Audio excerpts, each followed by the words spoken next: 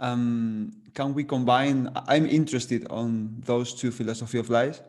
Can we combine them? Can we use Stoicism and Zen Buddhism to be Yeah, better at yes. those? Yes, you can do both. And I got into Stoicism through Zen Buddhism in a kind of curious fashion. But you can do both. And I have this Henry Schuckman is a Zen master, and I've had conversations with him. And I asked him, because he was interested in Stoicism. I said, yeah, but you do Zen Buddhism. He said, yeah. And I said, well, why the interest in Stoicism? And he said, oh, you can do both of them. That they're both strategies that are not incompatible.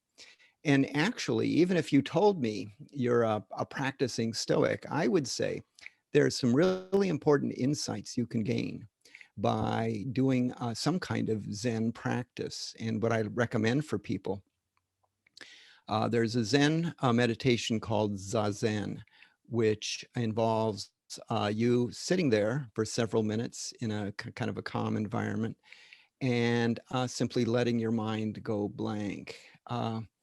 So it's easy to do. You don't have to run a marathon. You don't have to have an advanced degree.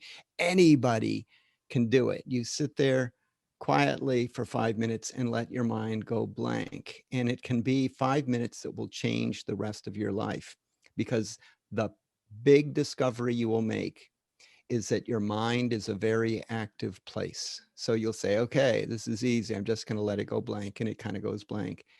And then you realize you're thinking about something. And then you say, okay, that's not the game. I gotta stop thinking. And so you stop thinking. And then you realize 10 seconds later, you're thinking again. First discovery is that your mind is an incredibly busy place.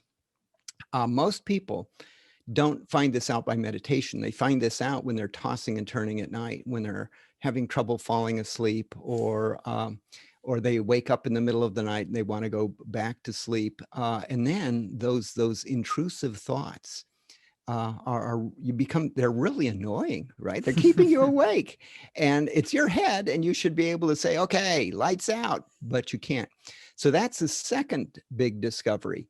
You not only have all these thoughts, but they're intrusive thoughts. You don't choose to have them. They choose to have you. They pop into your mind from deeper sources, and we can go into that further if you'd like, but from deeper sources.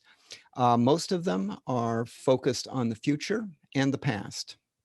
The future, you're sitting there in your meditation and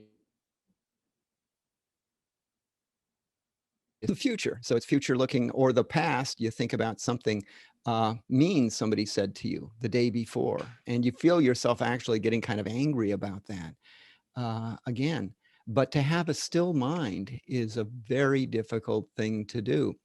So as a Zen Buddhist, what do? Well, you learn to do a lot of meditation, because that can help you still your mind. It can help you gain greater control over your mind.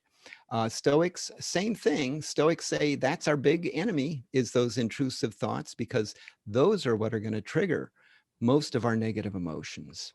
And so what we need is a strategy, number one, to prevent the negative emotions from occurring.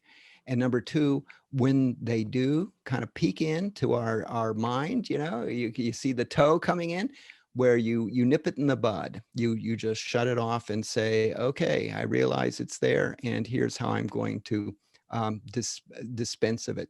So it's a strategy for preventing negative emotions, and when they're present, for eliminating them.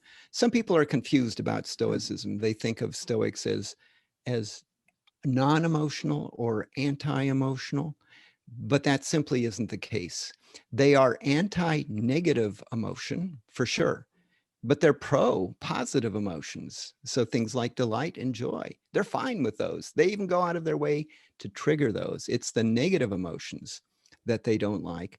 And the other misunderstanding is they think, okay, so the Stoics, when bad things happen to them, they just stand there and take it and don't say a word, you know, and grimace and simply take what happened.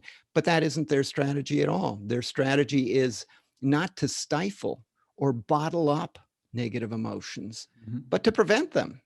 And if they get past their guard, to get rid of them quickly, so you don't have to deal with them.